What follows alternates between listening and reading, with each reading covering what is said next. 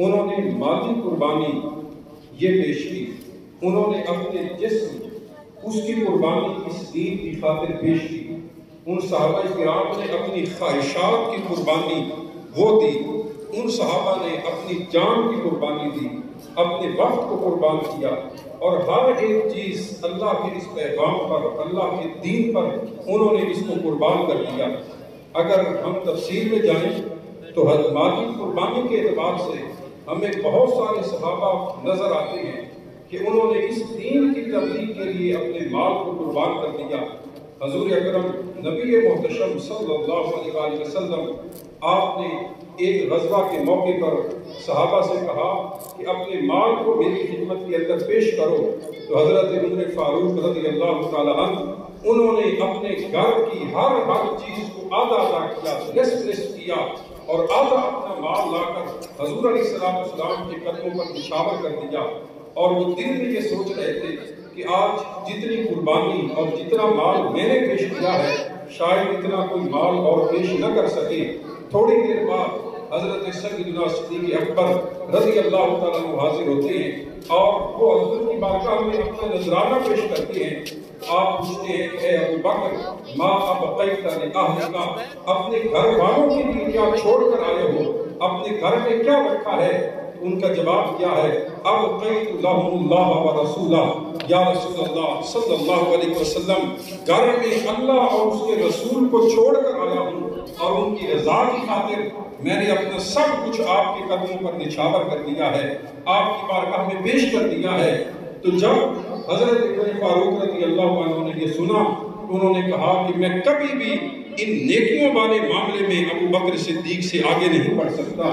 تو ان کا یہ ایک واقعہ ہے، لیکن اس میں ہمارے لیے سیکھنے کے لیے کیا ہے کہ جس کے اندر جتنی وقت ہو، جتنی وسعت ہو، اتنا وہ دین کی خاطر اپنے مال کو پیش کرے، اور اگر ہو سکے تو اپنا نصف مال قربان کرے، اور اگر کسی کے اندر حضرت سیدنا صدیق اکبر رضی اللہ تعالیٰ عنہ والا جذبہ ہو تو اپنا سب کچھ لا کر اس دین کی خاطر قربان کر دے۔ اور اسی طرح حضرت عثمان غنی ذو النورین رضی اللہ تعالیٰ عنہ وہ عظیم صحابی ہیں جو بہت بڑے تاجر ہیں، بہت بڑے ہیں۔ ان سے جب حضور علیہ السلام نے ان کے سامنے فرمایا کہ یہ غزوہ ہے، اس پر جانا ہے اور مال کی ضرورت ہے، تو وہ عرض کرتے ہیں علیہ مئۃ بعیر باخلاصھا واقطابھا فی سبیل اللہ، یا رسول اللہ میرے ذمے 100 اونٹ آیا، میں 100 اونٹ اللہ کے راستے کے اندر ساز و سامان سمیت وہ آپ کی بارگاہ میں پیش کروں گا۔ حضور علیہ السلام نے خوشی کا اظہار کیا، آپ نے دوبارہ پھر اعلان کیا کہ اور مدد کی جائے اور اس غزوے کے لیے مال کو جمع کیا جائے۔ تو حضرت عثمان غنی ذو النورین رضی اللہ عنہ پھر کھڑے ہوئے اور عرض کرتے ہیں یا رسول اللہ علیہ مئۃ بعیر باخلاصھا واقطابھا فی سبیل اللہ، کہ میرے ذمے مزید 200 اونٹ وہ میرے ذمے آئے اور ان کا ساز و سامان سے لدے ہوئے بھرے ہوئے آپ کے لیے پیش کروں گا۔ حضور علیہ السلام نے خوشی کا اظہار کیا، آپ نے تیسری بار پھر اعلان کیا کہ مزید ساز و سامان کی ضرورت ہے، تو یہی عثمان غنی ذو النورین تیسری بار پھر کھڑے ہوتے ہیں اور عرض کرتے ہیں کہ 300 اونٹ تو پہلے ہو چکے ہیں، مزید 300 اونٹ ساز و سامان سمیت اللہ کے راستے میں حضور میں آپ کی بارگاہ میں پیش کرتا ہوں۔ اس دور کے اندر اونٹ اس کی وقت کتنی تھی؟ آج کے دور میں اگر لینڈ کروزر کو دیکھا جائے تو جتنی اہمیت اس کی ہے سواری کے لحاظ سے، قیمت کے لحاظ سے، اس دور کے اندر ایک اونٹ اتنی قیمت کا تھا، اور وہ اونٹ ساز و سامان سمیت بھرا ہوا، سامان سے لدا ہوا، تو 600 اونٹ حضرت عثمان غنی نے حضور علیہ السلام اور آپ اس دین کی تبلیغ کی خاطر آپ کی بارگاہ میں پیش فرما دیے۔ تو آج جو اسلام ہمیں دنیا کی ہر کونے پر نظر آتا ہے، اس کے پیچھے صحابہ کرام کی یہ مالی قربانیاں موجود ہیں، یہ مال قربان کرنے کا جذبہ موجود ہے۔ اور اگر ہم دیکھیں کہ ان صحابہ نے اپنے جسم کی قربانی کس طرح دی، ان کے جسموں پر تشدد کیا گیا، ان پر ظلم و ستم کیا گیا کہ اس دین کے راستے کو چھوڑ دو، اس تبلیغ کو چھوڑ دو، اس اللہ کے پیغام کو لوگوں تک پہنچانے کو چھوڑ دو۔ لیکن انہوں نے ہر قسم کی تکلیف کو برداشت کیا، لیکن اس پیغام کو نہیں چھوڑا، اس دعوت اور تبلیغ کے کام کو نہیں چھوڑا۔ اس کے اندر بہت بڑی مثال حضرت سیدنا بلال حبشی رضی اللہ تعالیٰ عنہ کی ہے کہ ان کا جو مالک تھا ان پر طرح طرح کے تشدد کرتا تھا. کبھی تپتی ہوئی ریت پر انہیں لٹا دیا جاتا، کبھی سخت جو لوہے کا لباس ہے وہ انہیں پہنا کر انہیں دھوپ کے اندر کھڑا کر دیا جاتا. آپ جانتے ہیں عرب دھوپ سخت تیز دھوپ ہے، لیکن اس کے اندر جب جسم پر لوہے کا لباس پہنا دیا جائے، اس لوہے پر سورج کی تپش اور گرمی پہنچے اور وہ گرمی انسان کے جسم پر پہنچے، انسان کے جسم کی حالت کیا ہوتی ہے. آج ہم دیکھیں، ہم سے تھوڑی دیر کے لیے باہر دھوپ کے اندر کھڑا نہیں ہوا جاتا، تو یہ ہمارے پنجاب اور پاکستان کی گرمی اس سطح کی نہیں ہے جس سطح کی گرمی عرب کی ہے اور وہاں کی جو تپش ہے. لیکن اس کے باوجود حضرت بلال حبشی رضی اللہ تعالیٰ عنہ اپنی اس تکلیف کو مٹانے کے لیے، اپنی اس درد کو ختم کرنے کے لیے کون سی دوائی استعمال کرتے تھے، وہ کون سا نسخہ استعمال کرتے تھے. ان کی زبان سے صرف یہ جاری ہوتا تھا، احد احد، اے اللہ تیری ذات ایک ہے، اے اللہ تیری ذات ایک ہے. وہ جتنی تپش اور گرمی اور شدت ہوتی تھی، اس اللہ کے ذکر کی مٹھاس اس تکلیف کو ختم کر دیتی تھی.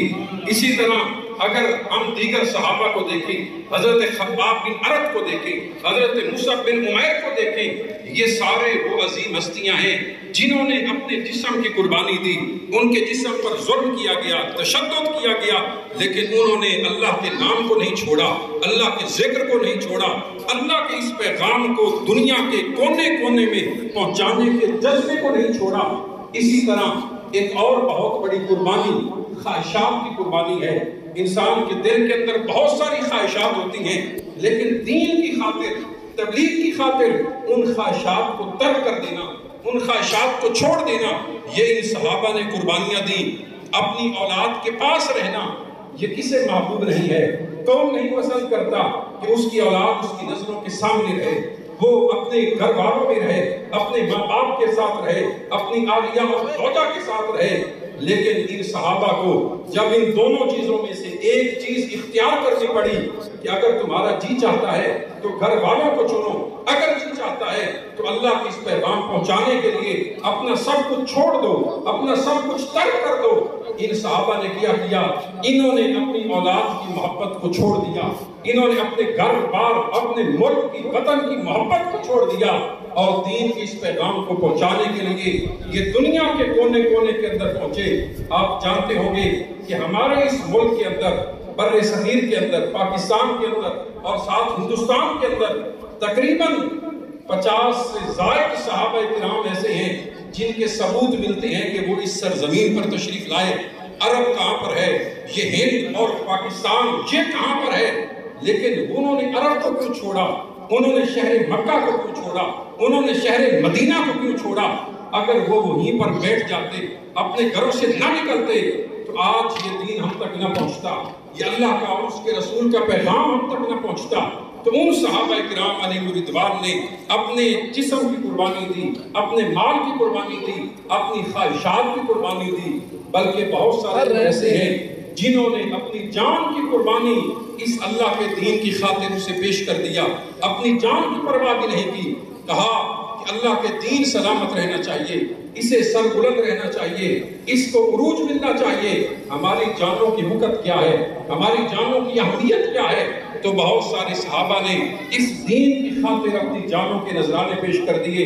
اور صرف مرد نہیں، جو خواتین ہیں، صحابیات ہیں، انہوں نے بھی اپنا سب کچھ قربان کیا. حضرت سیدتنا سمیہ جو اسلام کی پہلی شہیدہ خاتون ہیں، انہوں نے اپنی جان کی قربانی دی. حضور اکرم نبی رحمت شفیع معظم صلی اللہ علیہ وآلہ وسلم نے ان کو خصوصی دعاؤں سے نوازا کہ یہ عظیم عورت وہ ہے جس نے اسلام کی سربلندی کی خاطر اپنی جان کا نذرانہ پیش کر دیا. اور ایک اور خاتون ہے حضرت سیدتنا زنیرہ رضی اللہ تعالیٰ عنہ. ان کا جو مالک تھا، یہ باندی تھی، لونڈی تھی، غلام تھی. ان کا جو مالک تھا بڑا ظالم تھا، ان پر بڑے ظلم کرتا تھا، ان کو مارتا تھا، زد و کوب کرتا تھا. اور اتنا مارا ان کی آنکھوں کی بصارت جاتی رہی. یہ صحابیہ نابینا ہو گئے، ان کی آنکھوں سے نظر آنا ختم ہو گیا. ان کا جو مالک تھا اس نے کہا کہ کہ تم جانتی ہو تمہاری یہ آنکھوں کی بصارت کیوں چلی گئی، تم نابینا کیوں ہو گئی؟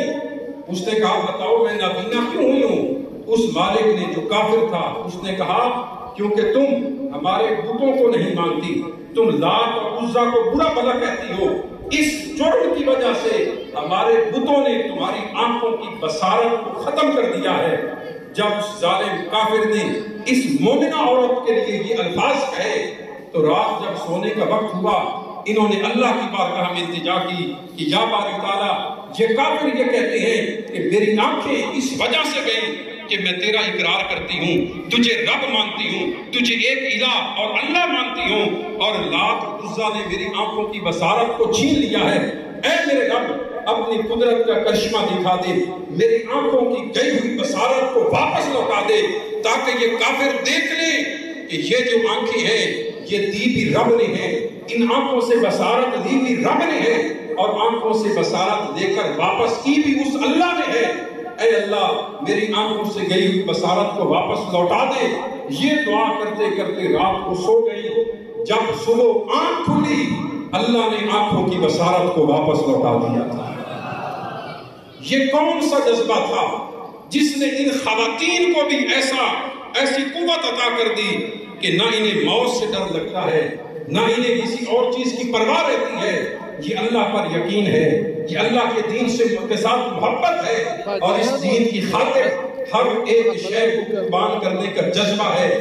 آج کے دور کے اندر ہم تک تو یہ پیغام پہنچ گیا، لیکن یہ پلیٹ فارم ہم کو ملا، آپ کو ملا کہ ہم یہاں پر آ کر سفر بھی کریں، اپنے وقت کی قربانی دیں، اپنے جسم کی قربانی دیں، اپنے راحت اور آرام کی قربانی دیں، اپنے گھر بار سے دور ہو کر اس اللہ کے پیغام کو لوگوں تک پہنچانے کی قربانی دیں، اپنے مال کی قربانی دیں۔ آج ہمیں روکا ہوا کس نے ہے؟ آج کے دور کے اندر اگر ہم نہ جاگے، ہم نے اس پیغام کو آگے نہ پہنچایا، آنے والی نسلیں اور خاندان جن تک یہ پیغام نہ پہنچا ہم انہیں منہ دکھانے کے قابل نہیں رہیں گے، ہم ان کے سامنے شرمندہ ہوں گے۔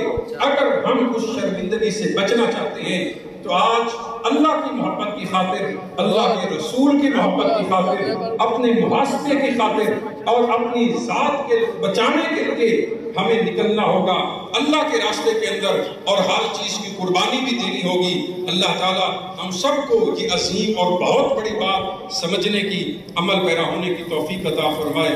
وآخر دعوانا الحمدللہ۔